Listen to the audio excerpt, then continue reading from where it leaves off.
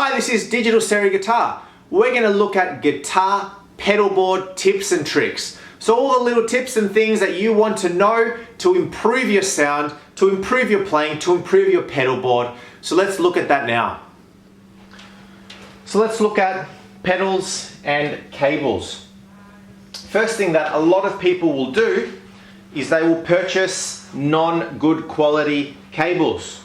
Okay? You got all your pedals, you're very happy with your pedals, then you get your cables and you go and buy those really dodgy, this is not a good example, but you get those green ones, those yellow ones, red ones, etc. Really cheap, $1, $2 type of cables. Don't get them, they're not very good quality. They're going to suck a lot of your tone out, and you may get even like buzz and everything out of your mix as well. Invest in some good quality cables. So in the board here, I'm using Free the Tone cables. You've also got, say, like lava cables. You've got Georgels, for example, which are really good. They're also really handy because you can actually cut them to size exactly where you want them to be on your pedal board. So invest in good quality cables. 100% recommend it. Can't recommend it more than anything, all right? Don't get these dodgy ones. Get yourself some good quality ones. Another thing is the cables that are going into your pedal board, right? So on the side, you've got your input coming in and then your output from the side of your pedal board. The quality of that cable is also very important, okay? Obviously, like the pedal cables inside here, the short ones, the patch cables, the ones coming in and out are also good, all right? If you have yourself a bad quality one, again, you're gonna have tone being taken out and you're gonna have buzz in your mix probably as well. So get yourself like a good quality cable, something like that. Spend a little bit of money on your cable. It's going to go a long way towards getting the best tone out of your mix. Now, something that you've got to consider is the total cable length from your input to your output, okay? So the longer your cable is, the more sound that's going to get knocked out, the more tone that's going to get knocked out. Okay, you're going to have noise, interference, all those sort of things depending on the length of your cable. So if you've got a cable from your guitar plugging into the side of your amp and your cable is 10 meters long, all right, and then you got your output going from your pedals into your amp is 10 meters, right? So you've got 10 meters from the guitar to the pedal board, 10 meters from the pedal board out to your amp. That's already 20 meters. But you're not thinking about the cables in the middle here. So I've got a cable going from here to here, from here to here, from here to here, all little ones, but it all adds up. So we may end up looking at 25 to 30 meters worth of cable, okay? We're talking meters here, not feet. I'm not sure you can do the conversion. I'm not too familiar with the feet side of things. So anyway, so keep that in mind, okay? When you're getting your pedals there as well. Good quality cables, but try to keep your cable length to a minimum if you can. Another thing is the type of pedals that you get. A lot of people make the mistake of getting a not good quality guitar, but then spend a lot of money on pedals hoping to get a better sound. That isn't always the case. A lot of the time, the guitar is your primary thing, right? That is your instrument of choice. So get yourself a good guitar and good pedals to match it. I would highly recommend to get a better guitar and less to no pedals than to get a not good quality guitar and a whole stack of pedals, okay? It's a balance between the two. Another thing you want to consider is the power supply of your pedals. So you may already know a lot of these pedals are powered by a 9-volt battery or a 12 or an 18-volt power, all right? So depending on the pedal, it'll change. So most pedals will power by a 9-volt battery. If you had all of these on a 9-volt battery and you had it all plugged in, you generally won't have a problem. However, a lot of people will then go and buy themselves a cheap power adapter, plug them all in, daisy chain all your pedals together, run it through, and then you find that you're getting buzz out of your amp, or you're getting your tone doesn't sound as good. The best thing that you can do, plug your guitar directly into the amp, play it, have a listen to it, see how it sounds. Then plug your amp through your pedal board, like your guitar through your pedals to your amp, and compare the two. if you're hearing a difference, right? So if it sounds different from when you're plugging it into the amp directly versus going through your pedal board, there's a problem. Now, the problem could be what we spoke about before, the cables, could be the quality of the pedals, but it also could be the power supply, okay? Now, daisy chaining them generally is okay, depending on what sort of power supply you've got.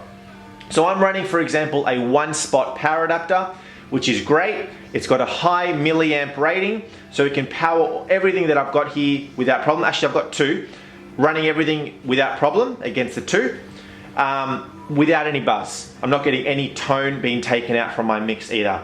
You can also look at getting some bricks, okay? So you've got Voodoo Labs, you've got Dunlop, for example. These guys do AC/DC type of bricks, where you can just plug them in. You can stick the brick underneath your pedal board, for example, and power all your pedals that way, and daisy chain them and what have you, okay? Get yourself a good power supply.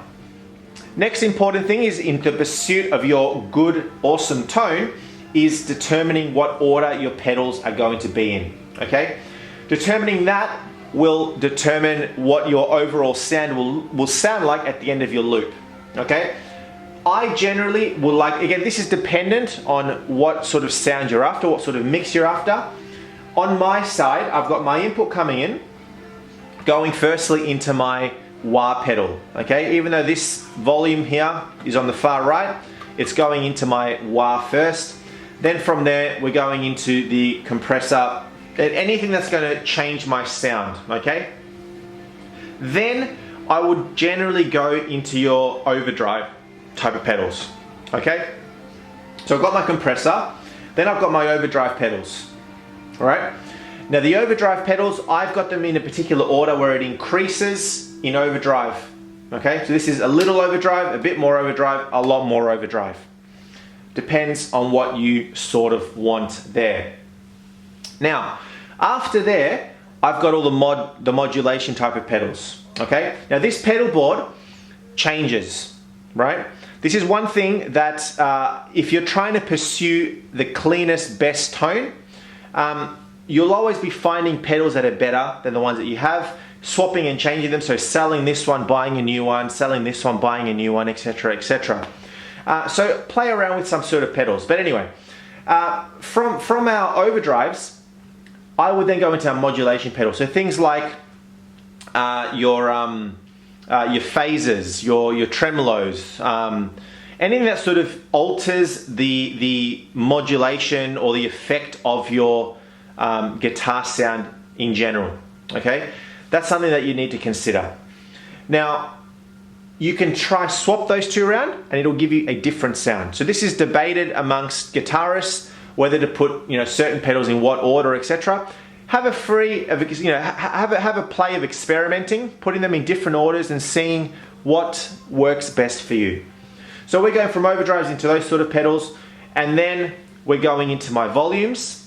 Okay, so then from here we're coming back to my volume, and I've also got the micro amp, which is a booster pedal.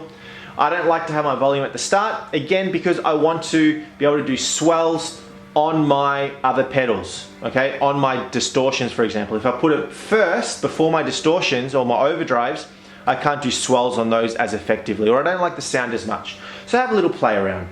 From there, we're going into delays, okay? Delays, I want them to be at the end. I want my distortions to have the delay in them, to be the delaying of the overdrives, not the other way around. So the order of your pedal board is going to really determine the tone that you get at the end. So play around with it a lot and see what works best for you. If you can't afford so many pedals, okay? A lot of people who are starting to play, like young guys, those sort of things, who are starting to play some guitar, want to really get into it, you can't afford all these pedals, Parents don't get them, or you don't have a job or anything like that.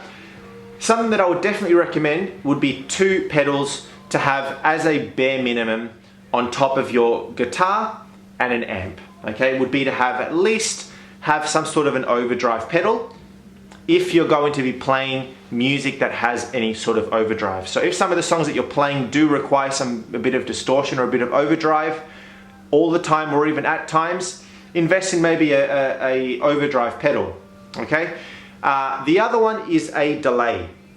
You will not realize how much of a improvement to your sound a delay pedal can have. So at the moment, I've got a Boss DD7, it has a tap delay, so I can actually tap along and that will make my sound delayed.